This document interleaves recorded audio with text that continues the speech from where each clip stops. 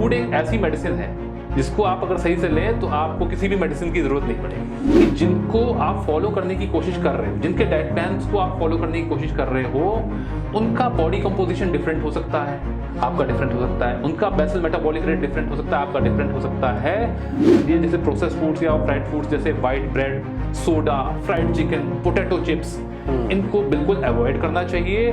Generally हम देखते हैं कि लोग प्रोटीन या इस पे ज़्यादा फोकस करते हैं, तो कई बार फाइबर को थोड़ा सा इग्नोर कर देते हैं। बट फाइबर की इंपॉर्टेंस को समझो। फाइबर का जो डेली का जो इंटेक है वो होना चाहिए 25 to 35 grams per day. But generally हम देखते हैं कि लोगों का फाइबर इंटेक केवल 15 ग्राम्स पर डे तक ही हो पाता है, इससे ज़्यादा नहीं हो पाता है। इसके लिए एक मेथड होता है जिसको हम कहते हैं PDCAAS, यानी कि protein digestibility amino acid score. इसके अकॉर्डिंग 1 का स्कोर हाईएस्ट होता है और 0 का स्कोर लोएस्ट होता है।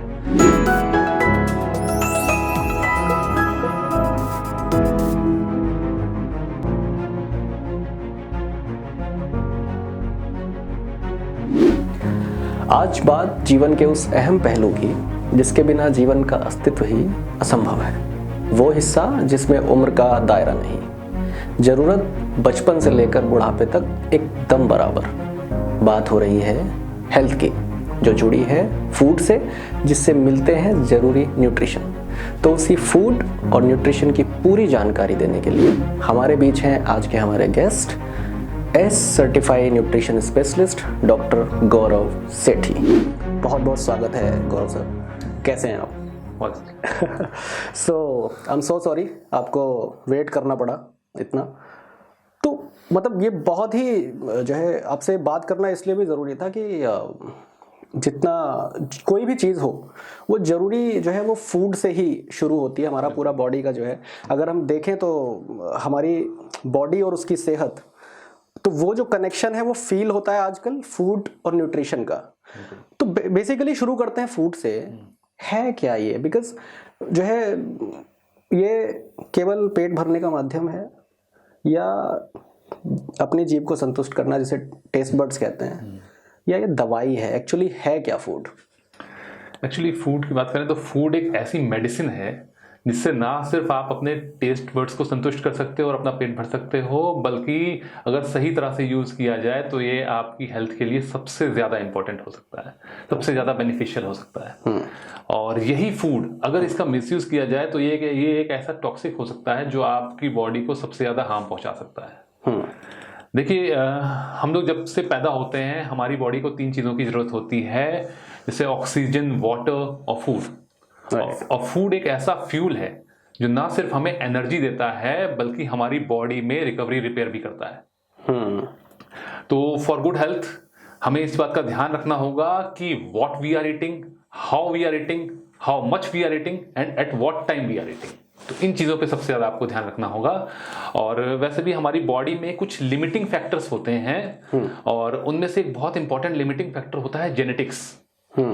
देखिए, हर एक के जीन्स अलग अलग होते हैं, हर कोई जेनेटिकली ब्लेस्ड नहीं होता। राइट।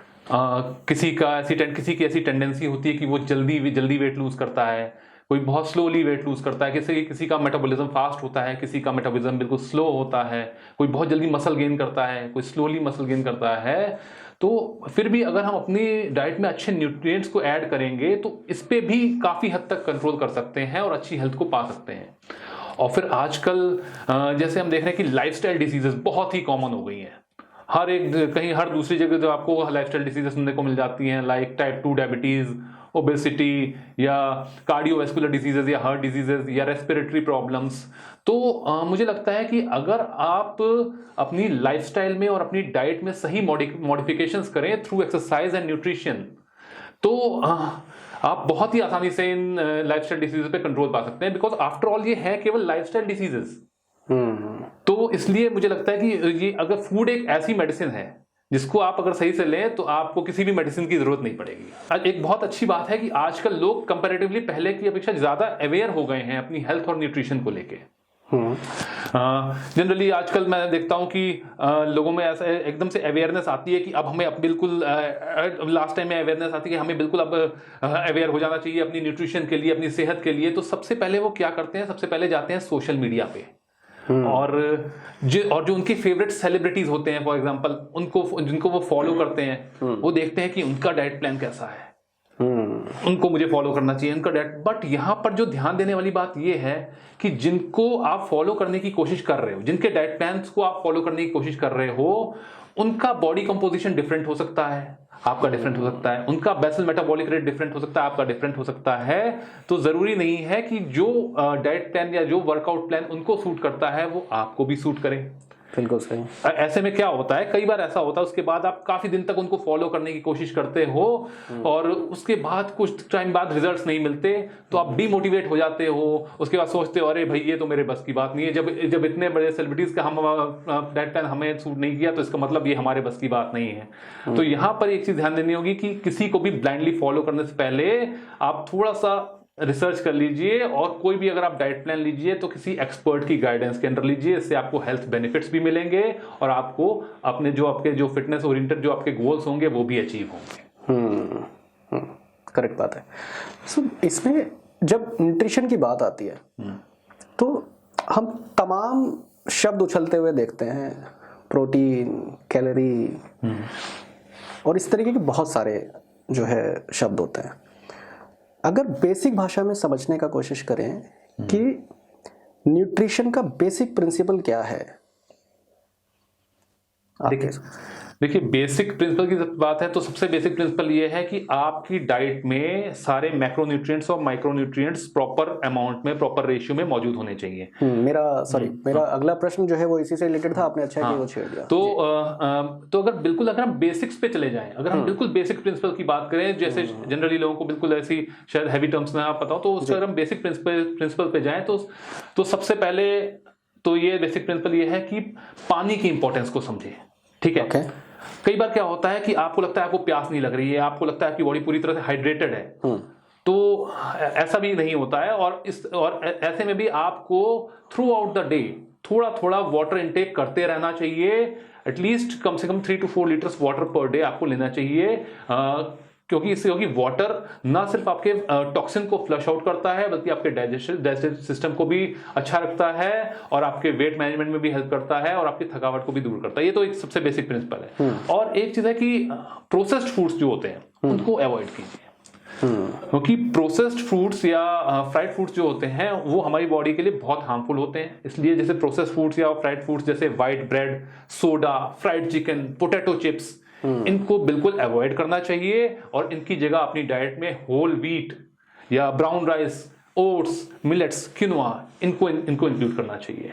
और एक बात और कि फ्रूट्स एंड वेजिटेबल्स को अपनी डाइट में जरूर इंक्लूड करें, क्योंकि फ्रूट्स एंड वेजिटेबल्स में विटामिन्स, मिनरल्स और एंटीऑक्सीडेंट्स होते हैं जो आपकी हेल्थ के लिए बहुत बेनिफिशियल हो सकते हैं। ये ना सिर्फ आपको फुलनेस देते हैं बल्कि आप कई तरह के हार्ट डिजीजेस के रिस्क को भी कम करते हैं। और इनमें काफी अमाउंट में फाइबर होता है जो आपके डाइजेशन में हेल्प करता है। अब देखिए यहाँ पे बात फाइबर की आई है, तो मैं ये कहूंगा कि जनरली हम देखते हैं कि लोग प्रोटीन या इस पे ज्यादा फोकस करते हैं, तो कई बार फाइबर को थोड़ा सा इग्नोर कर देते हैं। बट फाइबर की इंपॉर्टेंस को समझें। फाइबर का जो डेली का जो इंटेक है वो होना चाहिए 25 to 35 grams per day. But generally हम देखते हैं कि लोगों का फाइबर इंटेक केवल 15 ग्राम्स पर डे तक ही हो पाता है, इससे ज्यादा नहीं हो पाता है। तो इसलिए फाइबर की इंपॉर्टेंस को समझें और फ्रूट्स एंड वेजिटेबल्स को ज्यादा से ज्यादा लें, एटलीस्ट 3 to 4 सर्विंग्स डेली लें।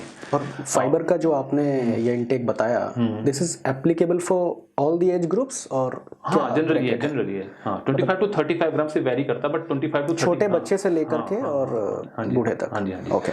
और एक चीज तो मैं कहूंगा कि जो ब्रेकफास्ट होता है जी, हाँ, ब्रेकफास्ट होता है उसको स्किप ना करें, क्योंकि देखिए ब्रेकफास्ट सबसे इंपॉर्टेंट मील होता है और ये हमारे मेटाबॉलिज्म को बूस्ट करने में भी हेल्प करता है। फॉर एग्जांपल अगर आप एग्स लेते हैं तो एग्स ले सकते हैं, otherwise whole wheat, fresh fruits या फिर एक दही को भी ब्रेकफास्ट में इंक्लूड कर सकते हैं। और लास्ट एक चीज और, अगर बेसिक प्रिंसिपल की बात है तो मैं एक चीज और लास्ट में बोलूंगा, कई बार जिसको हम ज्यादा समझते हैं वो कई बार कम होता है। इसको हम इस तरह समझाते हैं कि जैसे कि हम लोग डेली के जनरली 3 मील्स लेते हैं, ब्रेकफास्ट, लंच, डिनर, ऐसे 3 मील्स लेते हैं। तो 3 मील्स की बजाय आप छोटे छोटे 5-6 मील्स को उसमें अगर आप डिवाइड करेंगे तो इससे क्या होगा, आपका पोर्शन साइज कंट्रोल में रहेगा। ओके। क्योंकि ऐसा होता है कि कई बार आप लंबे गैप के बाद खाते हैं तो आपकी क्रेविंग बढ़ चुकी होती है, उस सिचुएशन में आप जितना खाना होता है उससे ज्यादा खा जाते हैं, उससे ज्यादा कैलोरी इनटेक करते हैं, तो आपका पोर्शन साइज कंट्रोल में नहीं रहता। ये एक बहुत बड़ा कारण होता है वेट गेन का भी। तो इन अगर बेसिक प्रिंसिपल से आई थिंक बेसिक प्रिंसिपल आ गए तो काफी बेनिफिट्स मिलेंगे। तो आपने इस दौरान 2 टर्म्स यूज की, माइक्रोन्यूट्रिएंट्स और मैक्रोन्यूट्रिएंट्स, इनको थोड़ा सा समझाइए। देखिए, carbohydrates, fats, protein and water, ये होते हैं macronutrients. Okay. And vitamins and minerals, ये होते हैं माइक्रोन्यूट्रिएंट्स, जिसमें से कार्बोहाइड्रेट्स, प्रोटीन एंड फैट्स, ये these are energy providing nutrients, and vitamins, minerals and water are non energy providing nutrients. Okay. जिसमें सबसे पहले अगर हम कार्बोहाइड्रेट्स की बात करें जी, तो कार्बोहाइड्रेट में each gram of carbohydrate gives 4 kilo calories of energy, ठीक है। Okay. और हायर अमाउंट ऑफ कार्बोहाइड्रेट हमारी बॉडी में स्टोर होता है इन the form of muscle glycogen, और स्मॉलर अमाउंट ऑफ कार्बोहाइड्रेट हमारी बॉडी में स्टोर होता है इन the form of liver glycogen. Okay. Okay, इसलिए ये एक्चुअली जो हमारे नॉर्मल कॉन्सेंट्रेशन ऑफ ग्लूकोज, जिसको हम शुगर लेवल्स होते हैं, इसको कंट्रोल करने में भी हेल्प करता है लिवर ग्लाइकोजन। और टाइप्स ऑफ कार्ब्स की बात करें तो ये 2 तरह के कार्ब्स होते हैं, जैसे कि simple carbs, complex carbs. Simple carbs वो होते हैं जो बहुत जल्दी इजिली डाइजेस्ट एब्जॉर्ब हो जाते हैं हमारी बॉडी में, for example white rice, white sugar. And complex carbs थोड़ा सा टाइम लेते हैं डाइजेस्ट एब्जॉर्ब होने में, बट ये फुलनेस काफी देते हैं, जैसे कि होल व्हीट ब्रेड या एप्पल जी। तो और फिर दूसरी चीजें, जैसे दूसरा मैक्रोन्यूट्रिएंट है प्रोटीन, जो कि आजकल बहुत ही फेमस है। तो each gram of protein gives 4 kilo calorie, ये भी देता है। और प्रोटीन क्या करता है, protein helps to build and repair body tissues. Okay, and ये अगर बिल्कुल सिंपल लैंग्वेज में देखें तो ये एक्सरसाइज या इंजरी के बाद हमें रिकवरी देता है। ओके, और ये वेट मैनेजमेंट में हेल्प करता है जनरली इनमें। और अगर कंप्लीट प्रोटीन की बात करें तो एक कंप्लीट प्रोटीन वो होता है जो डाइजेशन एब्जॉर्प्शन के बाद हमें सारे इंडिस्पेंसिबल या एसेंशियल अमाइनो एसिड प्रोवाइड करे। ओके, इसके लिए एक मेथड होता है जिसको हम कहते हैं PDCAAS, यानी कि protein digestibility amino acid score. इसके अकॉर्डिंग 1 का स्कोर हाईएस्ट होता है और 0 का स्कोर लोवेस्ट होता है। मींस कि जो एक कंप्लीट प्रोटीन होता है वो मतलब डाइजेशन एब्जॉर्प्शन के बाद हमें कंप्लीट सारे essential and indispensable amino acid provide करता है। फॉर एग्जांपल वे प्रोटीन, इसका स्कोर 1 है, एग वाइट का स्कोर 1 है, मिल्क का स्कोर 1 है, और आपका सोयाबीन का स्कोर 0.92 है और व्हीट का स्कोर 0.54 है। मतलब ये इसमें आप अगर इसको सीधे देखें तो इसमें जितने 1 का स्कोर हाईएस्ट है, मतलब जिसका स्कोर 1 है उसमें सारे एसेंशियल अमीनो एसिड है, उसमें जितना कम होता जाता है उतने एसेंशियल अमीनो एसिड उसमें कम होते जाते हैं। ओके। फिर इसके बाद जैसे बात करते हैं फैट्स, दूसरा मैक्रोन्यूट्रिएंट फैट्स। तो each gram of fat gives 9 kilo calories. और फैट भी बहुत इंपॉर्टेंट है हमारी बॉडी में एनर्जी के लिए, और ये हमारे ऑर्गन्स को भी प्रोटेक्ट करता है और हमारी बॉडी को वार्म रखने में भी हेल्प करता है। और ये कुछ न्यूट्रिएंट्स को भी एब्जॉर्ब करने में हेल्प करता है, जैसे कि vitamin A, D, E and K। ये जो vitamin A, D, E and K हैं, ये एक्चुअली फैट सॉल्युबल विटामिन्स हैं। मींस कि हमारी बॉडी में फैट के थ्रू ही ये एब्जॉर्ब होते हैं। और टाइप्स ऑफ फैट की अगर बात करें तो वो होते हैं saturated fat and unsaturated fat. Saturated fat are generally solid at room temperature like butter, ghee, and and unsaturated fat are generally liquid at room temperature like canola oil, vegetable oil, and olive oil. Okay. और इनके भी कुछ types होते हैं, जैसे poly unsaturated fatty acids and mono unsaturated fatty acids. But एक form होता है अनसेचुरेटेड फैट्स का, वो होता है ट्रांस फैट, जिसको हम कहते हैं सबसे वर्स्ट फैट है हमारी बॉडी के लिए। क्योंकि these type of fat occur when vegetable oils are chemically altered. इनको केमिकली अल्टर्ड जब किया जाता है to stay solid at room temperature, ताकि उनकी शेल्फ लाइफ बढ़ सके। ओके। बाकी ट्रांस फैट भी जैसे दूसरा से होते हैं, एक नेचुरल जो आपको नेचुरली एनिमल प्रोडक्ट से मिलते हैं लाइक चीज, तो वो अगर लाइक पनीर, जैसे पनीर है तो उसको मॉडरेशन में अगर आप मॉडरेट अमाउंट में लेते हैं तो वो इतना हार्मफुल नहीं होता। बट जो आर्टिफिशियल ट्रांस फैट्स हैं, जैसे कि हाइड्रोजनेटेड वेजिटेबल ऑयल्स, ये इस टाइप की ये जो फैट्स होते हैं ट्रांस फैट्स, ये हमारी बॉडी के लिए बहुत हार्मफुल है। सो फॉर एग्जांपल अगर किसी प्रोडक्ट के इंग्रेडिएंट्स में लिखा है कि पार्शियली हाइड्रोजनेटेड वेजिटेबल ऑयल्स, तो दैट मींस कि उस प्रोडक्ट में ट्रांस फैट होगा ही होगा। कई बार डायरेक्टली नहीं लिखा होता, इस टाइप से लिखा होता है, तो अगर ऐसा लिखा है तो दैट मींस कि उसमें ट्रांस फैट होगा ही होगा। और ये होगा तो मतलब नहीं, ट्रांस फैट हमारी बॉडी के लिए ज्यादा, ट्रांस फैट बहुत ही ज्यादा हार्मफुल है। और फिर अगर माइक्रोन्यूट्रिएंट्स की बात करें तो माइक्रोन्यूट्रिएंट्स में आते हैं विटामिन्स एंड मिनरल्स। हाँ। ये भी हमारी बॉडी के लिए बहुत इंपॉर्टेंट होते हैं for overall growth and proper functioning. और ये इन्फेक्शन से फाइट करने में, या आपका इन्फेक्शन से जैसे फाइट करते हैं, वूंड को, अपने जो वूंड्स वगैरह होते हैं उसको हील करने में, या बोन्स को स्ट्रांग रखने में, और हमारे हार्मोन्स को रेगुलेट करने में ये बहुत हेल्प करते हैं।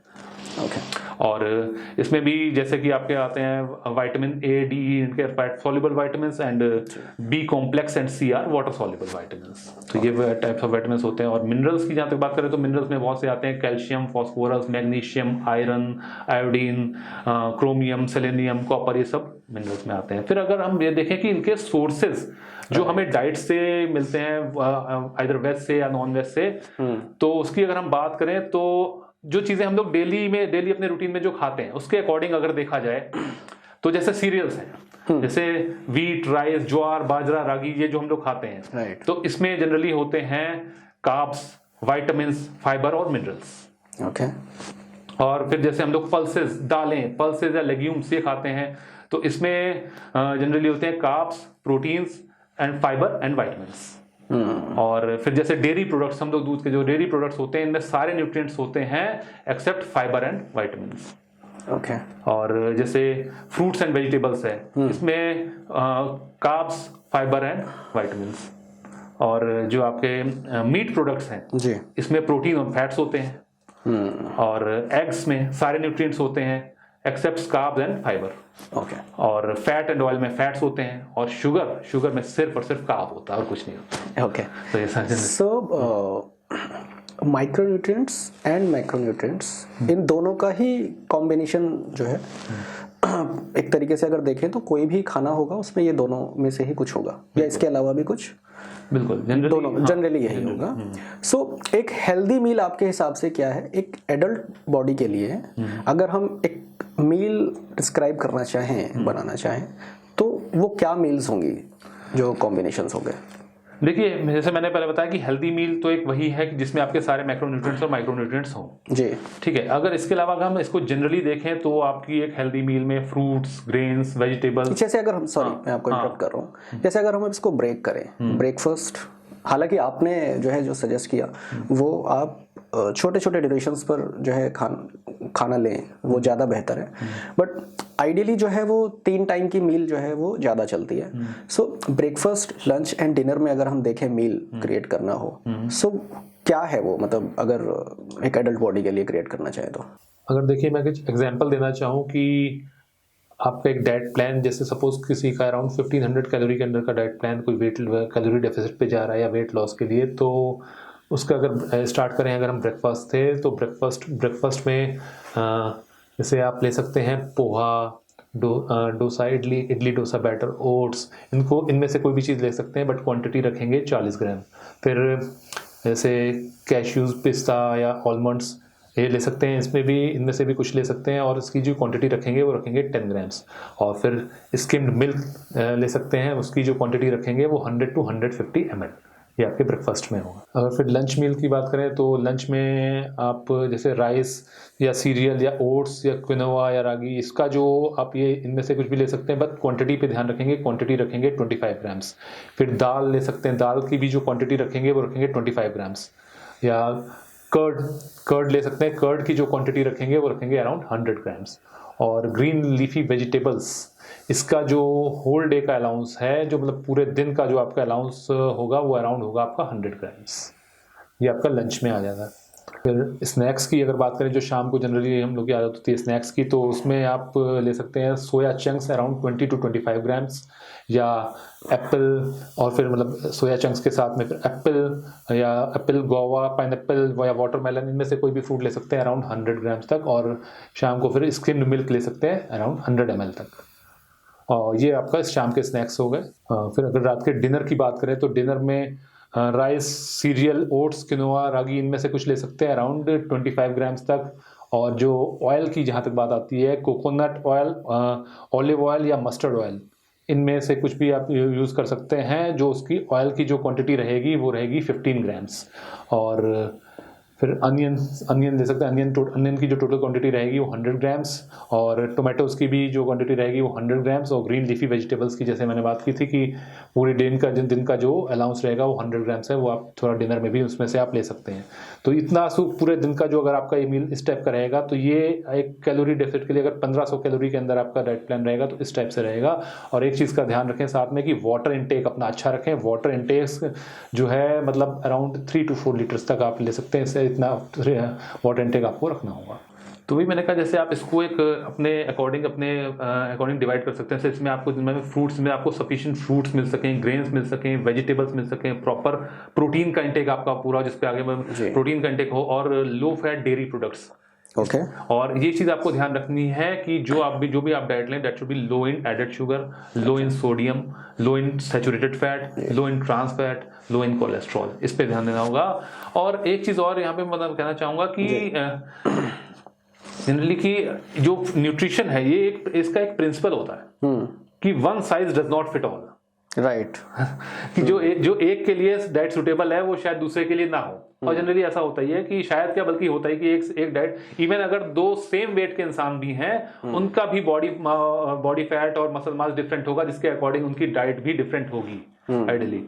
तो उसके अकॉर्डिंग उनके लिए हेल्दी मील भी डिफरेंट ही होगा। बट अगर इसमें भी अगर हम जनरली बात करें तो जितनी भी हम डेली की कैलोरी इंटेक करते हैं, जितना भी हम कैलोरी इंटेक करते हैं उसका आइडियली कि 50% कार्ब्स, 30% फैट्स एंड 20% प्रोटीन।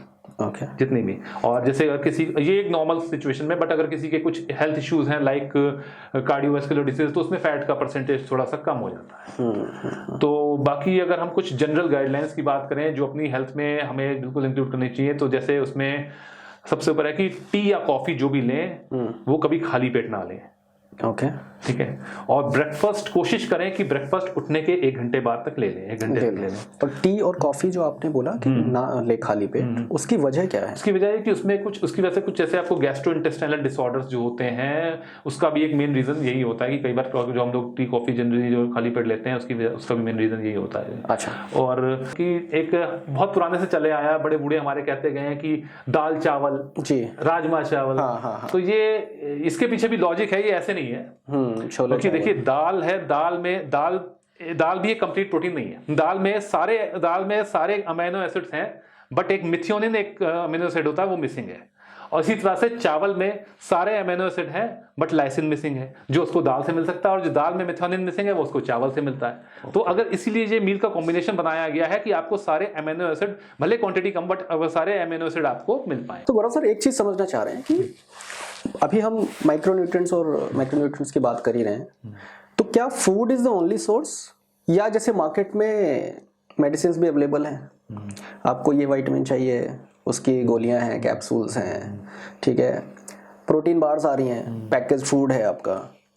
सो ये मतलब इन सारी चीज़ों से भी क्या हो जाता है, मतलब ये ठीक रहती है बॉडी के लिए, या किस तरीके से काम करते हैं, या केवल फूड आप क्या सजेस्ट करते हैं? मतलब देखिए इसमें देखिए अभी आपने बात की पैकेज फूड्स की जी, तो पैकेज फूड्स क्या होता है? Package foods are generally high in calories, high in added sugar, high in sodium and less in fibre and other nutrients.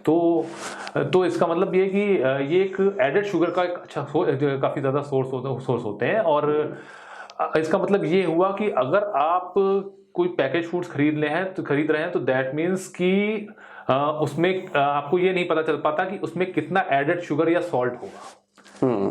तो जब आपको ये नहीं पता तो आप उससे हाई एडेड शुगर या सॉल्ट का आप इंटेक करने लगते हैं। तो जब हाई एडेड शुगर और सॉल्ट का आप इंटेक करते हैं तो काफी हायर कैलोरी इंटेक करते हैं। तो ये भी एक बहुत बड़ा रीजन होता है ओबेसिटी का या डायबिटीज का या हार्ट डिजीज का, ये बहुत बड़ा रीजन होता है। इसलिए पैकेज फूड्स जैसे कुछ होते हैं, frozen ready to eat foods हो गए या फ्रोजन फूड्स हो गए, तो प्लीज इनसे दूर रहिए बिल्कुल। इनको आप बिल्कुल भी अवॉइड कीजिए। और दूसरी बात जैसे सप्लीमेंट्स की बात है, जैसे हम सप्लीमेंट्स की बात करें तो सप्लीमेंट्स के लिए मैं इतना कहूंगा कि अगर आपकी डाइट की रिक्वायरमेंट डाइट के थ्रू आपकी पूरी हो रही है तो इट्स गुड इनफ। बट अगर नहीं हो पा रही है जैसे आपके मैक्रोन्यूट्रिएंट्स और माइक्रोन्यूट्रिएंट्स की, तो उस सिचुएशन में आप सप्लीमेंट्स की तरफ जा सकते हैं। ऐसा कोई इशू नहीं है। सप्लीमेंट्स आप ले सकते हैं।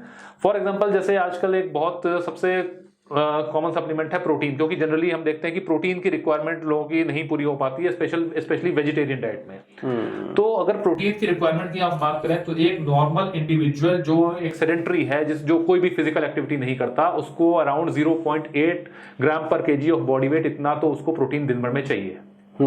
इसके बाद कोई एक एक्टिव एडल्ट है जो थोड़ा बहुत वर्कआउट या कुछ थोड़ा बहुत करता है, तो उसको अराउंड 0.8 to 1.2 ग्राम्स पर केजी ऑफ बॉडी वेट, इतना प्रोटीन उसको चाहिए। और इसके अलावा कोई एंड्योरेंस एथलीट है जैसे मैराथन रनर है कोई, तो उसको अराउंड 1.2 to 1.6 ग्राम पर केजी ऑफ बॉडी वेट, इतना प्रोटीन चाहिए। और कोई स्ट्रेंथ एथलीट है तो उसको 1.6 to 1.7 ग्राम्स पर केजी ऑफ बॉडी वेट, इतना प्रोटीन चाहिए। तो अगर इस किसी का जो प्रोटीन रिक्वायरमेंट है डाइट से पूरी हो रही है तो गुड इनफ, बट अगर नहीं हो रही है तो आप उस सिचुएशन में आप प्रोटीन सप्लीमेंट ले सकते हैं। तो और जो प्रोटीन सप्लीमेंट्स जैसे आजकल मार्केट में है अवेलेबल, कई तरह के प्रोटीन सप्लीमेंट्स भी आ रहे हैं, जैसे हम जानते हैं जैसे कैसीन है या आपका वे प्रोटीन है। वे प्रोटीन में भी जैसे कई तरह के आ रहे हैं, वे प्रोटीन कॉन्सेंट्रेट, वे प्रोटीन आइसोलेट, वे प्रोटीन हाइड्रोलाइजेट। तो अगर वे प्रोटीन कॉन्सेंट्रेट की बात करें तो इसमें 70 to 80% प्रोटीन होता है। तो और अगर कोई लैक्टोज इंटॉलरेंट है, जैसे उसको डेयरी प्रोडक्ट्स पे प्रॉब्लम होती है, तो उसको वे प्रोटीन कॉन्सेंट्रेट नहीं लेना चाहिए, बिकॉज इसमें 70 to 80% प्रोटीन होता है, rest are carbs and fats in the form of milk. और रही बात आइसोलेट की, प्रोटीन आइसोलेट की, तो ये थोड़ा सा इसकी प्रोसेसिंग थोड़ी बेटर होती है, इसमें अराउंड 90 to 99% प्रोटीन होता है। और हाइड्रोलाइजेट जो होता है प्री डाइजेस्टेड फॉर्म होता है प्रोटीन का, और ये इसकी प्रोसेसिंग भी काफ़ी बेटर होती है। ओके, सो बेसिक चेकलिस्ट जो है वो क्या है? आपने अभी दो चीज़ों का जिक्र किया, एक तो पैकेज्ड फूड हम जिसकी बात कर रहे थे, और दूसरा जो है वे प्रोटीन, ठीक है। तो इनका बेसिक चेकलिस्ट क्या है चेक करने का कि एक आप पैकेज फूड ले रहे हैं, जिस भी चीज़ की रिक्वायरमेंट के लिए ले रहे हैं, तो उसके पीछे पलट करके अगर देखना चाहें तो वो क्या चीज़ें हैं जो है तो आपको नहीं लेना है?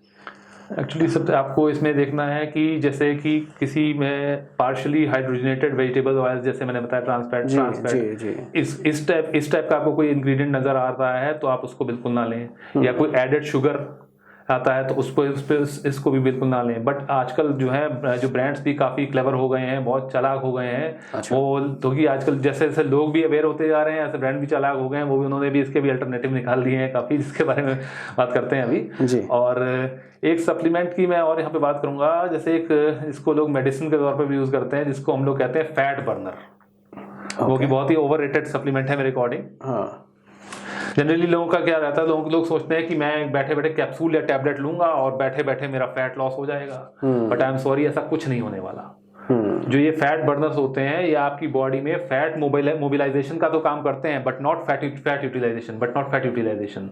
मींस एडिपोज टिश्यू जहां पे हमारी बॉडी में फैट स्टोर होता है, वहां से माइटोकॉन्ड्रिया तक तो ले जाते हैं, बट माइटोकॉन्ड्रिया में जाके एटीपी प्रोडक्शन कराना, that can be achieved through physical activity only. वो केवल आप फिजिकल एक्टिविटी से ही कर सकते हैं। तो इसलिए केवल फैट बर्नर्स के ऊपर डिपेंड मत रहिए कि आप सोचें कि अब बैठे बैठे हमारा फैट बर्नर लेने से फैट लॉस हो जाएगा, तो ऐसा कुछ नहीं होने वाला। और अभी यहाँ पे मैं एक बात कहना चाहूँगा कि अभी कुछ टाइम पहले एक केस आया था कि एक लेडी ने फैट बर्नर लिया और उसके बाद वो अपने डेली रूटीन एक्टिविटी में बिजी हो गई, और उसके थोड़ी देर बाद शी कोलैप्स्ड एंड डाइड। तो बाद में पता चला कि जो फैट बर्नर उसने लिया था वो था 2,4-डाइनाइट्रोफिनॉल, जिसको हाई डोज में लेने से उसका हार्ट रेट और ब्लड प्रेशर काफी बढ़ गया एंड शी डाइड। तो इसलिए आप कोई भी फैट बर्नर लें तो इस चीज का ध्यान रखें कि स्टिमुलेंट फैट बर्नर्स को प्लीज अवॉइड कीजिए। जैसे यहाँ पे मैं कुछ एग्जांपल भी दूंगा, ऐसे एफिड्रिन, सिनेफ्रिन या यूहिम्बिन, इस टाइप के फैट बर्नर्स होते हैं, ये स्टिमुलेंट फैट बर्नर्स होते हैं। ये आपकी बॉडी में एड्रेनल लेवल्स को काफी हाई कर देते हैं, जिसकी वजह से आपका हार्ट रेट और ब्लड प्रेशर काफी बढ़ जाता है।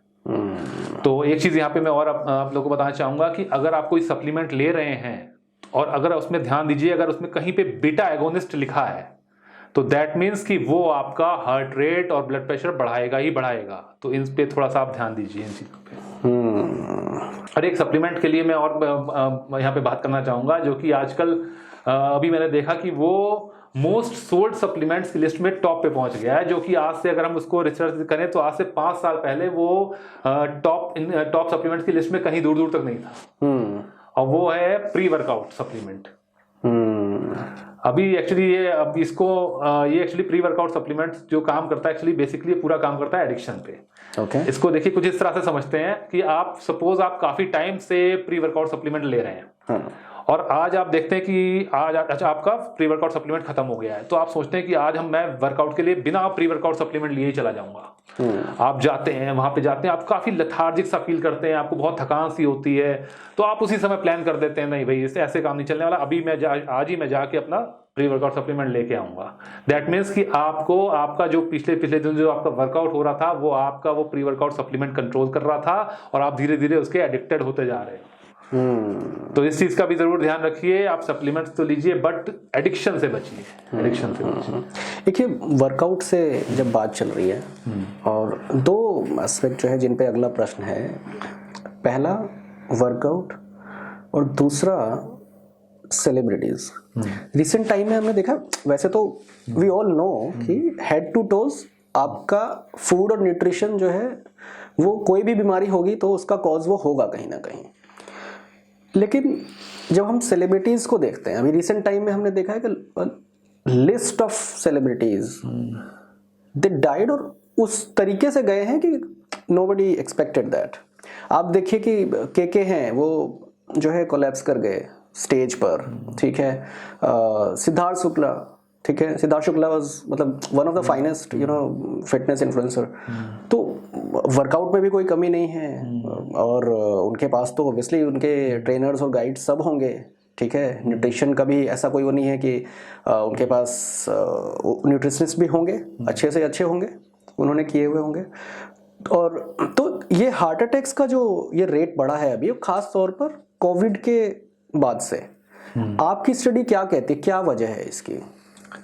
देखिए ये बात तो बहुत ही शॉकिंग है कि आजकल जो हार्ट डिसऑर्डर्स या हार्ट अटैक्स वगैरह काफ़ी बढ़ गए हैं। आपने कई सेलिब्रिटीज़ के नाम लिए, इसके अलावा अभी रिसेंटली में देखें तो अभी एक एक्टर हैं श्रेयस तलपड़े, उनको भी रिसेंटली में भी हार्ट अटैक आया था। अभी आई थिंक सुष्मिता सेन उनको भी ऐसे आया था। तो अभी कुछ टाइम पहले जयपुर में एक 9th क्लास का लड़का, वो अपनी क्लास में जाते समय अचानक से गिर गया और कार्डियक अरेस्ट की वजह से उसकी मौत हो गई। ऐसे केसेस बहुत से सामने आ रहे हैं। बहुत ये तो 2-3 ही नाम लिए हैं, otherwise I have a long list. मतलब this is पुनीत राजकुमार, ब्रह्मस्वरूप मिश्रा, प्रवीण कुमार सोती, सुरेखा सीकरी जैन, ठीक है, अरविंद त्रिवेदी।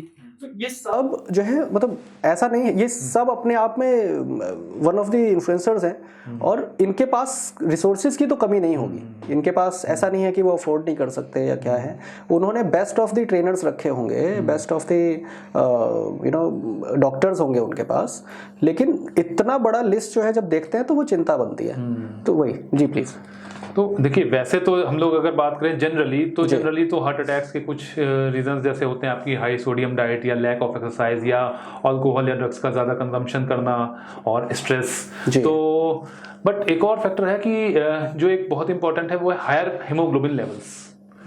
उसकी वजह से कई बार ब्लड क्लॉटिंग का भी खतरा बना रहता है और इसकी वजह से कभी कभी स्ट्रोक या हार्ट अटैक्स या पैरों और पेट में ब्लड क्लॉटिंग होना, ऐसे भी डेंजरस सिचुएशन हो सकती है। और इसके अलावा जो मैंने ऐसे बताया कि इसके अलावा एक बहुत ही इंपॉर्टेंट फैक्टर है स्ट्रेस।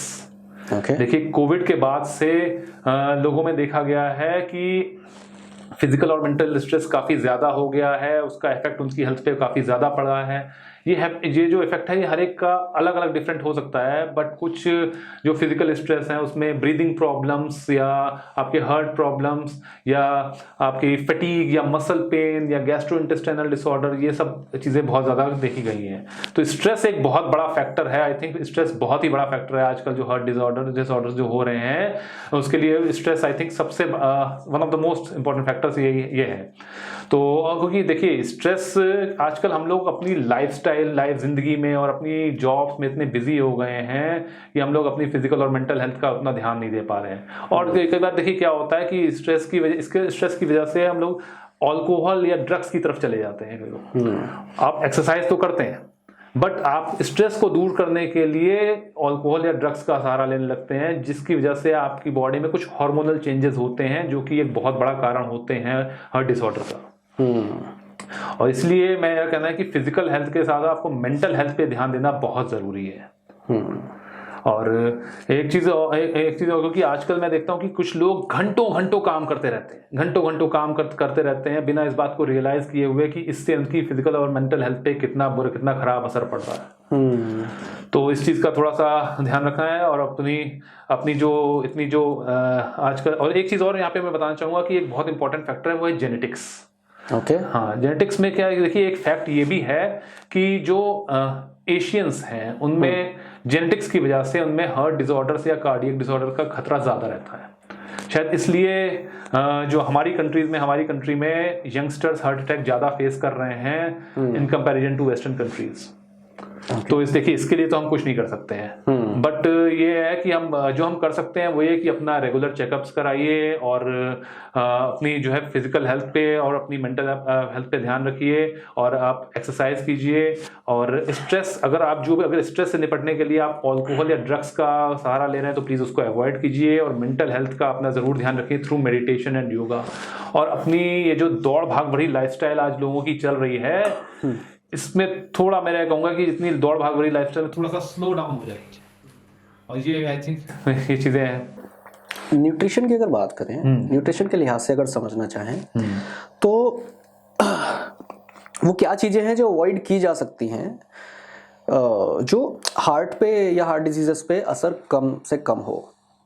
देखिए न्यूट्रिशन की अगर हम बात करें तो सब जैसे मैंने बताया कि अल्कोहल या ड्रग्स को तो अगर छोड़ दें, उसके अलावा जो सैचुरेटेड फैट्स हैं जैसे आप और ट्रांस फैट्स हैं जी, हाई सोडियम डाइट है या इस पे थोड़ा सा इस पे ध्यान दें और इसको जो है अपनी डाइट में कम रखें। अराउंड जैसे आपने बताया कि सैचुरेटेड फैट का जो है वो काफ़ी अपना लेस देन 10% आपकी डाइट में सैचुरेटेड फैट होना चाहिए और ट्रांस फैट भी बहुत कम। ये चीज़ें जो जनरली हम लोग हाई, आजकल जो रेडी टू ईट जो फूड्स आ रहे हैं, फ्रोजन फूड्स आ रहे हैं like microwave popcorn, frozen pizza, ये सब चीज़ें जो हैं इनको अगर अपनी डाइट में थोड़ा सा अवॉइड करेंगे तो आई थिंक ये बेटर रहेगा। ओके। तो दूसरी एक चीज़ आती है कि जो आजकल एक ट्रेंड सा दिखता है, हालांकि बहुत यंग एज में भी केसेस मिलने लगे हैं, जो है आपका बीपी और हार्ट केसेस के बाद में शुगर, ठीक है। और जो चाहे वो छोड़ने पर हो, मतलब बहुत सारे ऐसे केसेस में हमने देखा है अपने आसपास के लोगों को कि चाहे पता नहीं उनको ज़रूरत होगी या नहीं होगी बट वो शुगर छोड़ देंगे, ठीक है। और उसके उलट बहुत सारे ऐसे केसेस भी हैं जिनका कहना है कि शुगर की क्रेविंग होती है। सो ये शुगर का इनटेक और ये क्रेविंग मतलब क्या है? ये क्रेविंग ये बॉडी की नीड है या ये साइकोलॉजिकल है? देखिए हमारी बॉडी को, अगर शुगर की बात करें तो हमारी बॉडी को सिर्फ एक टाइप की शुगर की ज़रूरत होती है, वो है ग्लूकोज। ओके। ग्लूकोज देखिए हमारी ब्रेन के लिए एक टॉनिक की तरह काम करता है और हमारी बॉडी के लिए एक फ्यूल की तरह काम करता है। फ्यूल एक मेजर एनर्जी सोर्स है हमारी बॉडी में। तो ये जो ये उस टाइप का ये वो फॉर्म है हमारी बॉडी में जो हमारे ब्लड में सर्कुलेट होता रहता है। जैसे कि हम लोग जनरली जानते हैं कि हमारी जो नॉर्मल कॉन्सेंट्रेशन ऑफ ग्लूकोज होता है वो 80 to 120 mg/dl होता है। तो जहाँ तक टेबल शुगर की बात है, उसको हम कह सकते हैं वो होती है सुक्रोज, और वो होता है कॉम्बिनेशन ग्लूकोज और फ्रक्टोज का। ओके। तो अगर आप कोई प्रोडक्ट लेते हैं और उसकी इंग्रेडिएंट लिस्ट में कहीं लिखा हुआ है फ्रक्टोज, अगर उसकी इंग्रेडिएंट लिस्ट में कहीं एडेड शुगर लिखा है, दैट मीन्स उसमें अच्छी खासी क्वांटिटी में फ्रक्टोज भी होगा। ओके।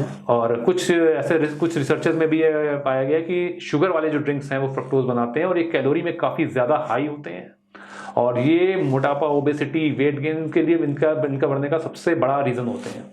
और मेन बात ये है कि जो ये फ्रक्टोज होता है, जो शुगर इसकी हम बात करें, तो ये ना तो इंसुलिन रिलीज को ट्रिगर करता है और ना ही लेप्टिन हार्मोन को ट्रिगर करता है। लेप्टिन हार्मोन वो होता है जो हमारी भूख को रेगुलेट करता है, हंगर को हमारी रेगुलेट करने में हेल्प करता है। तो ये इन चीज़ों को भी फ्रक्टोज ट्रिगर नहीं करता है।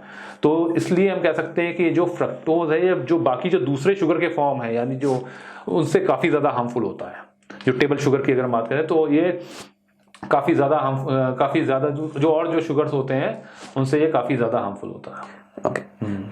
सर खाने का ना जब क्योंकि देखिए ये भी होता है, जैसे कि अगर हम इसको थोड़ा सा एक्सप्लेन करें तो क्योंकि इसका एक रीज़न ये भी होता है कि क्योंकि हमें कई बार ये नहीं पता चलता कि इसको हमें कब कंट्रोल करना है, कब और कितना लेना और कब कहाँ पे इसको कंट्रोल करना है। और ऐसा नहीं है कि आपको ऐसा नहीं कि अपनी डाइट में आपको बिल्कुल फ्रक्टोज लेना ही नहीं है। बिल्कुल आप 50 ग्राम्स पर डे तक ले सकते हैं। बट लेकिन कोशिश करें कि वो जो लें वो नेचुरल सोर्स से लें, नेचुरल सोर्स से लें। नेचुरल सोर्स में आपके आते हैं एप्पल जूस या सूखा अंजीर या आपका शहद, नाशपाती, इन सब में ये नेचुरल सोर्स हैं। अगर सब्जियों की बात करें, वेजिटेबल्स की बात करें, तो प्याज में भी फ्रक्टोज होता है। बट जो हाई फ्रक्टोज कॉर्न सिरप्स होते हैं जो प्रेजेंट होते हैं सोडाज में या कैंडीज में, उनको अवॉइड करें, क्योंकि हाई फ्रक्टोज अगर आप इंटेक करते हैं तो उसमें बहुत ज्यादा कई सारे हेल्थ इश्यूज हो सकते हैं, लाइक इंसुलिन रेजिस्टेंस या ओबेसिटी, डायबिटीज, लिवर डिसऑर्डर्स, ये सब से हो सकते हैं। तो इसलिए मैं ये कहूंगा कि शुगर की ऐसा हमारी बॉडी को, मतलब टेबल शुगर की हमारी बॉडी को कोई ऐसा नीड नहीं है। ये केवल हमारी क्रेविंग को, हमारी जो जिसको कहते हैं टेस्ट बड्स को संतुष्ट करने के लिए है, जस्ट साइकोलॉजिकल। ओके गौरव सर, जब ये पैकेज फूड की जब बात करते हैं हम लोग, तो मतलब आजकल अगर आज के समय में देखेंगे तो पैकेज फूड किस तरीके से लोगों के हेल्थ एस्पिरेशन के साथ में किस तरीके से प्ले करते हैं, क्योंकि जब हम बात करते हैं प्रोडक्ट लेबल और इंग्रेडिएंट्स की, तो उसमें बहुत सारी चीजें सुनने में आती हैं। उनको पढ़ने का सही तरीका क्या है, क्या सजेस्ट करेंगे आप? देखिए, जब किसी प्रोडक्ट की इंग्रेडिएंट लिस्ट जो होती है उसमें जो इंग्रेडिएंट सबसे ऊपर होगा, तो उसका ये मतलब होता है कि उस प्रोडक्ट में वो इंग्रेडिएंट सबसे ज्यादा अमाउंट में है। उसके बाद सेकंड नंबर पे जो आएगा वो उससे कम अमाउंट में है, उसके बाद ऐसे ऐसे नीचे नीचे होता जाएगा तो उससे कम अमाउंट में है। फॉर एग्जांपल, अगर किसी प्रोडक्ट में सबसे ऊपर इंग्रेडिएंट लिस्ट में लिखा है रिफाइंड ग्रेन्स या वेजिटेबल ऑयल्स, तो दैट मीन्स कि प्रोडक्ट वो अनहेल्दी है। और या अगर किसी प्रोडक्ट की इंग्रेडिएंट लिस्ट बहुत लंबी है, बहुत नीचे, तो दैट मीन्स कि वो प्रोडक्ट है प्रोसेस्ड फूड्स और वो भी काफ़ी अनहेल्दी है। तो अगर हम कुछ ऐसे मिसलीडिंग टर्म्स की बात करें जो आजकल बहुत ब्रांड्स यूज़ कर रहे हैं, जो ये कस्टमर को गुमराह करने के लिए, तो वो काफ़ी ऐसे टर्म्स आजकल यूज़ कर रहे हैं। तो कुछ टर्म्स की अगर हम बात करें, जैसे टर्म है लाइट। जनरली जो लाइट प्रोडक्ट्स होते हैं उनको प्रोसेस्ड किया जाता है in order to reduce calorie and fats. तो इसका मतलब ये भी हो सकता है कि उसको ऐसा करने के लिए उसमें कुछ और ऐड किया गया हो, फॉर एग्जांपल एडेड शुगर। और एक आजकल आपने वर्ड सुना होगा, बहुत कॉमन है, मल्टीग्रेन्स। हाँ, मल्टीग्रेन्स। तो इसका मतलब ये भी हो सकता है कि इसमें एक से ज्यादा ग्रेन्स हो। ज्यादातर ये रिफाइंड ग्रेन्स होते हैं अगर उसमें होल ग्रेन्स नहीं लिखा है तो। और एक वर्ड आता है ऑर्गेनिक। इसका मतलब ये नहीं कि अगर ऑर्गेनिक लिखा है तो वो हेल्दी हो गया, क्योंकि देखिए ऑर्गेनिक शुगर भी आफ्टर ऑल शुगर ही होती है। और जैसे कि एक वर्ड है नेचुरल। इसको लिखने से ये नहीं कि वो नेचुरली हो गया, ऐसा नहीं है। ये भी हो सकता है कि उसको बनाते वक्त कुछ नेचुरल सोर्सेज यूज किए गए हों, जैसे एप्पल या राइस। या फिर आपका आता है कि नो एडेड शुगर, बहुत कॉमन है। तो देखिए कुछ प्रोडक्ट नेचुरली हाई होते हैं शुगर में, तो अगर ये लिखा हुआ है कि नो एडेड शुगर, इसका मतलब ये नहीं कि वो हेल्दी हो गया। क्या पता उसमें अनहेल्दी शुगर सब्स्टिट्यूट ऐड किए गए हों। और फिर एक कॉमन है लो फैट। क्या पता ये भी, इसमें भी क्या पता उसको फैट कम करने के लिए फैट कम उसका किया गया हो at the cost of adding sugar. और जैसे कि एक है लो कैलोरी। तो इसमें भी ये भी बड़ा डाइसी सी है। कई बार क्या होता है कि हो सकता है कि उसमें उस प्रोडक्ट के किसी ब्रांड से कम कैलोरीज हों, बट ये भी हो सकता है कि उसमें किसी दूसरे प्रोडक्ट के ओरिजिनल प्रोडक्ट से ज्यादा कैलोरी हो। तो ये सब चीजें हैं। और जैसे कि एक और भी आते हैं, जैसे made with whole grains. Made with whole grains, तो इसमें ये भी हो सकता है कि उसमें होल ग्रेन्स बहुत ही कम अमाउंट में हो। अगर आप उसकी इंग्रेडिएंट लिस्ट चेक करें, अगर फर्स्ट 3 लाइंस में होल ग्रेन्स नहीं है, तो इसका मतलब कि होल ग्रेन्स उसमें काफी कम अमाउंट में है। ओके। फिर आता है आपका एक फोर्टिफाइड या एनरिच्ड। इसका मतलब ये भी हो सकता है कि इसमें कुछ इंग्रेडिएंट्स अलग से ऐड किए गए हों। फॉर एग्जाम्पल मिल्क में विटामिन डी ऐड किया जाता है, तो इसलिए फोर्टिफाइड होने से कोई प्रोडक्ट हेल्दी नहीं हो जाता। और एक और भी कॉमन की अगर बात करें तो आता है ग्लूटेन फ्री। तो ग्लूटेन फ्री लिखने से भी कोई प्रोडक्ट हेल्दी नहीं हो जाता। कि जनरली क्या होता है, कई gluten free products highly processed होते हैं और अनहेल्दी शुगर और फैट से भी भरे होते हैं। और जैसे एक आपका और भी आता है zero trans fat. Zero trans fat बहुत कॉमन है। तो जीरो ट्रांस फैट अगर किसी पे लिखा है तो इसका ये भी मतलब हो सकता है कि less than 0.5 grams of trans fat per serving, ऐसा भी हो सकता है। तो अब अगर उसकी सर्विंग साइज ही बहुत स्मॉल है, छोटी है, तो अगर सर्विंग साइज काफ़ी छोटी है तो उस अमाउंट में भी अगर उस सिचुएशन में भी अगर आप उसको ले रहे हैं तो काफ़ी ज़्यादा अमाउंट में उसमें ट्रांसफैट हो सकता है। हाँ, तो एक चीज एक और ध्यान में आ रहा है अभी ऐसे बात, तो एक फ्रूट फ्लेवर जैसे कहते हैं हम लोग। हाँ वैसे बहुत, हाँ तो जनरली क्या होता है, ये जो कुछ जो प्रोसेस फूड के नाम ऐसे होते हैं कि सुनने में ऐसा लगता है कि जैसे नेचुरल फ्लेवर है उसमें, जैसे कि स्ट्रॉबेरी योगर्ट, बल्कि इसमें कोई फ्रूट वगैरह नहीं होता है, सिर्फ केमिकल्स होते हैं जैसे फ्रूट जैसा टेस्ट देने के लिए। तो इस टाइप के इन वर्ड्स पे थोड़ा सा जैसे इसी से एक चीज दिमाग में आ रही है कि बहुत सारे प्रोडक्ट्स ऐसे आते हैं जिनमें 0 शुगर का जिक्र होता है, और वो जैसे ही वो टाइटल्स दिखते हैं प्रोडक्ट्स में तो वो शुगर जिनको होती है वो समझ में आता है कि अच्छा ठीक है ये वाला प्रोडक्ट तो मैं ले सकता हूँ। तो क्या वो प्रोडक्ट लिए जा सकते हैं? नहीं, अब देखिए डिपेंड करता है, मैंने बताया ना कई ऐसे प्रोडक्ट होते हैं, बहुत सारे सॉफ्ट ड्रिंक्स हैं ऐसा जिनमें जीरो करके आता है। हाँ बिल्कुल बिल्कुल, उसमें शुगर को, अब ये 0 शुगर तो लिखा, ये भी एक बता दो, ये भी एक ऐसी चीज है क्या पता उसमें कुछ अनहेल्दी शुगर के सब्स्टिट्यूट अनहेल्दी डाले गए हों, तो ये चीज आप नहीं, क्या चेक कर, तो हाँ तो ये चीज आप बाहर से आप इसको नहीं पता चल सकता। जैसे पैकेज, इसलिए मैंने कहा पैकेज फूड्स में ये चीजें बहुत कॉमन है, तो इसलिए पैकेज फूड को इसलिए अवॉइड करना चाहिए क्योंकि इनमें आप नहीं पता चल सकता कि आपने देखा 0 एडेड शुगर, तो क्या पता उसमें अनहेल्दी शुगर के सब्स्टिट्यूट डले हुए हो, आप उसको आप ऐसे नहीं पता चल सकते बिना उसके किसी लैब टेस्टिंग के, या उसके ऐसे नहीं पता चल सकता। तो फिर तो ये चीज़ें हैं, काफ़ी केसेस आते हैं, जैसे कि अभी आजकल की मेरे एक थे सज्जन, उन्होंने मल्टीग्रेन, जैसे आपके मैं ब्रांड का नाम तो नहीं लूँगा, उन्होंने देखा तो ब्रेड में जिसमें जैसे लिखा होता है आजकल काफ़ी टेस्ट भी हेल्थ भी, और ऐसे करके हेल्दी टेस्टी, तो ऐसे इससे थोड़ा अट्रैक्ट होकर उन्होंने वो प्रोडक्ट, उसके बाद उनको काफ़ी ब्लोटिंग और डाइजेशन टाइप के इश्यूज़ और काफ़ी चीज़ें हुई।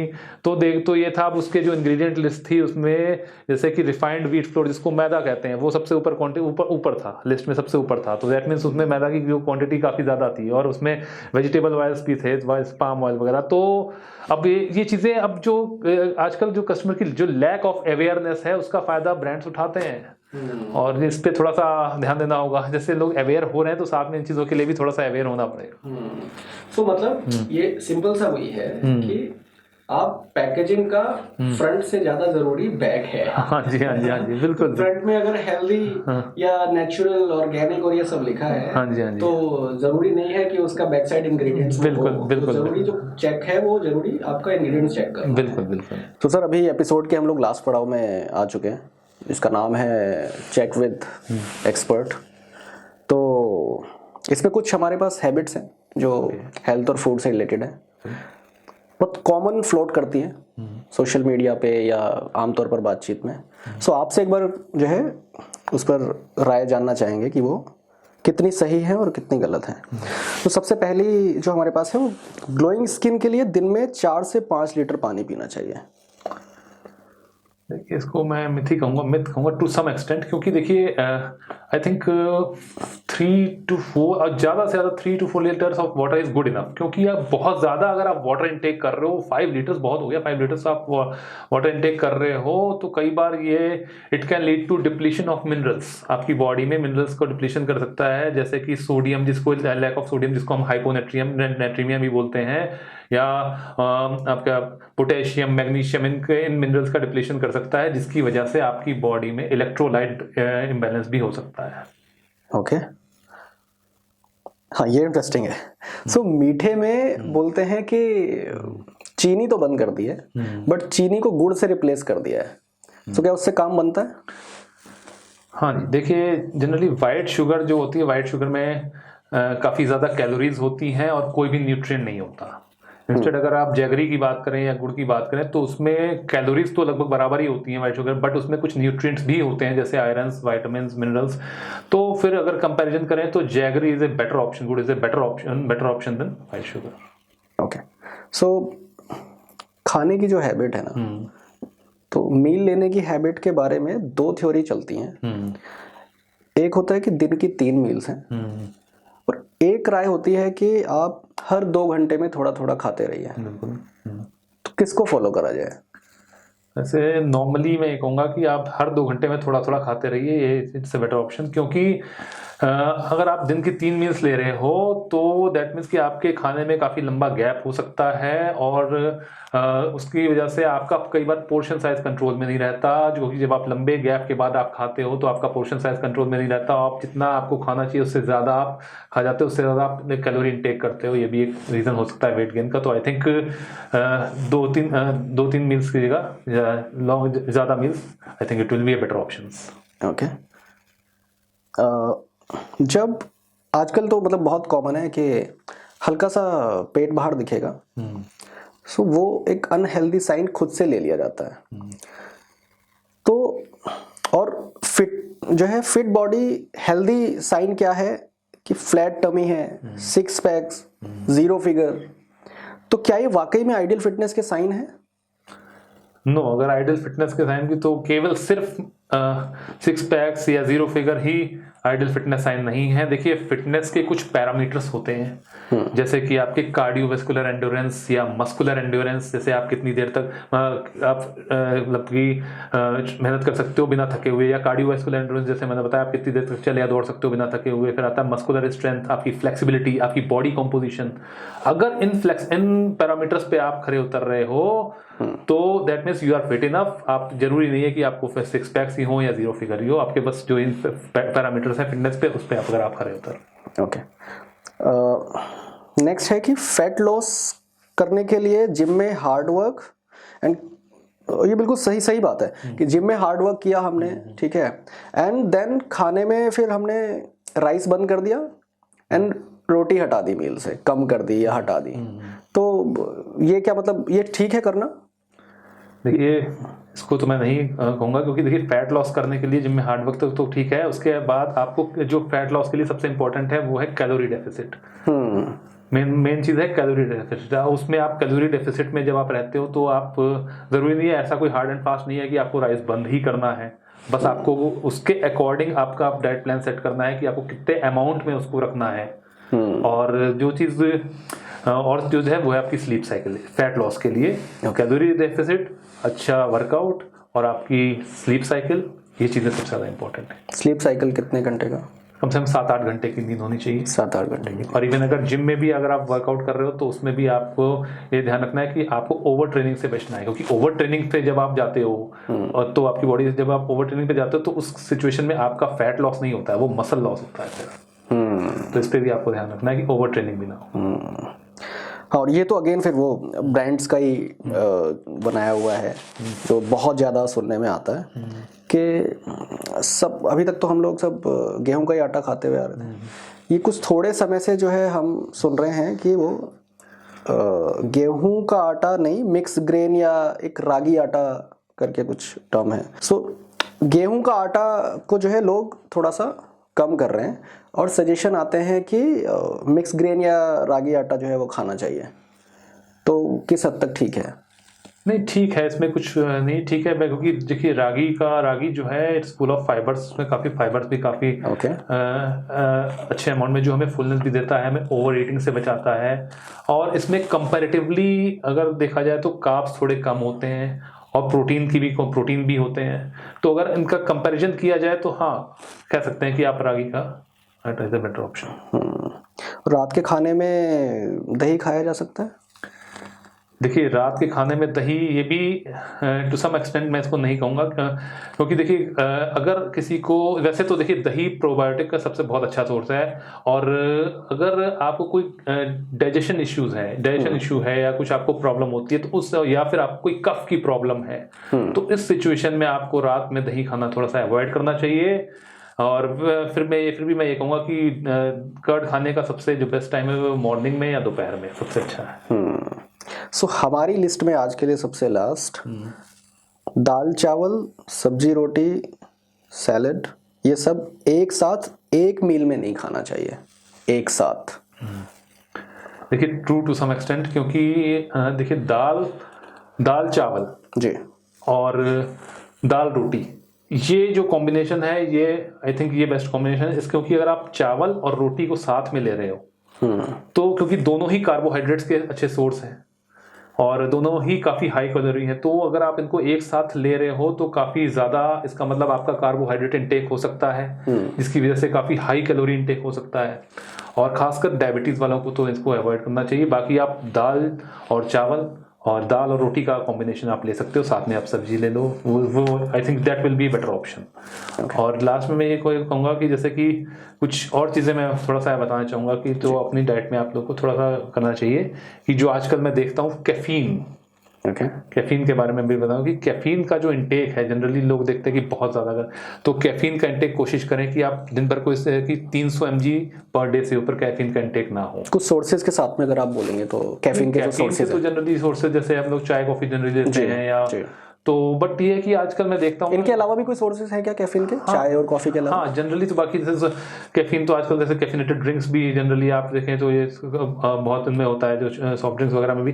तो आजकल मैंने देखा है कि जो आजकल यंगस्टर्स हैं वो अपने वो तो मतलब इस चीज़ को एक तरह से बहुत ज़्यादा अब्यूज कर रहे हैं कि आप कैफीन का जो बहुत ज़्यादा इंटेक कर रहे हैं वर्कआउट के लिए, तो इसको थोड़ा सा ध्यान रखें क्योंकि ये बहुत ही हार्मफुल हो सकता है आपकी हेल्थ के लिए, इसलिए कैफीन का इंटेक जो है कम रखें। तो ये, और दूसरी चीज़ एक चीज़ मैं कहूँगा कि जैसे आजकल लोगों को जो है गैस्ट्रोइंटेस्टाइनल डिसऑर्डर्स बहुत हो रहे हैं जी, तो उस सिचुएशन में कि आप जब उसके लिए मैं कहूँगा कि जो डीकैफिनेटेड ड्रिंक्स होते हैं जैसे वाटर हो गया, तो इसका कंजम्पशन ज़्यादा से ज़्यादा कीजिए क्योंकि आपको डिहाइड्रेशन से बचाएगा। और अल्कोहल का जो कंजम्पशन है, अल्कोहल वगैरह कंजम्पशन इसको, और कैफीन का कंजम्पशन इसको कम रखें क्योंकि ये भी डिहाइड्रेशन कराता है। और एक चीज़ और कि जब फाइबर को आप अपनी डाइट में अच्छा खासा इंक्लूड कर रहे हैं तो फाइबर को इंक्लूड करने के साथ में फ्लूइड का भी इंटेक ज़्यादा रखें क्योंकि फ्लूइड हेल्प करता है फाइबर को एफिशिएंटली वर्क करने में। और जनरली मैं देखता हूँ कि आजकल कुछ लोग लेग्जेटिव्स का भी, जैसे सप्लीमेंट्स को जाते हैं, लेग्जेटिव्स का यूज़ ज़्यादा कर रहे हैं। तो लेग्जेटिव्स का यूज़ अगर आप कर रहे हैं तो ये ध्यान रखिए कि बिना डॉक्टर की कंसल्ट किए आप 2 वीक्स से ज़्यादा किसी लेग्जेटिव का यूज़ ना करें क्योंकि ऐसे में क्या होता है कि जितना आप लेग्जेटिव का ज़्यादा यूज़ करते हैं तो आपकी बॉडी उस पर डिपेंडेंट हो जाती है लेग्जेटिव्स पे फॉर प्रॉपर कोलोन फंक्शन। तो इन सब चीज़ों का, ये बेसिक चीज़ों का थोड़ा सा और ध्यान रख लीजिए। I think that's enough. So thank you doctor Gaurav, आप आज समय निकाल करके हमारे पास आए और आपने मतलब न्यूट्रिशन को इतने आसान तरीके से समझाया।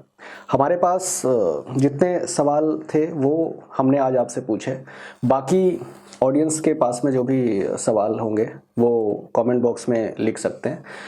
आपसे अगर कोई सीधा संपर्क करना चाहे तो कहाँ कर सकते हैं, वो एक बार जरा ऑडियंस को बता दीजिए।